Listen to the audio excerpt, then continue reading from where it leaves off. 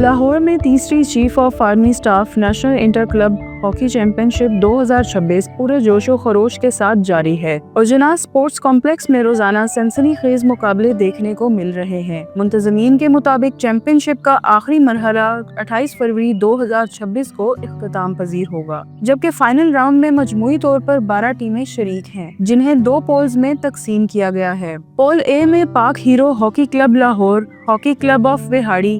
T O F Wah cantt, civil quarter Peshawar, Sherwani motors Karachi اور D H A arena شامل ہیں، جبکہ پول بی میں علی امیر سرگودا، رانا مجاہد علی فیصل آباد، باچا خان بنو، سمی عابد حیدرآباد، برنی کوئٹہ اور نشتر اسلام آباد کی ٹیمیں مد مقابل ہیں۔ میچز دیکھنے کے لیے شائقین کی بڑی تعداد اسٹیڈیم کا رخ کر رہی ہے اور منتظمین کا کہنا ہے کہ یہ ایونٹ قومی کھیل ہاکی کے فروغ میں اہم کردار ادا کرے گا۔ کھیلوں کے حلقوں میں اس چیمپئن شپ کو نئے ٹیلنٹ کو سامنے لانے اور کلب سطح پر مسابقتی ماحول کو مضبوط بنانے کی ایک اہم کوشش قرار دیا جا رہا ہے۔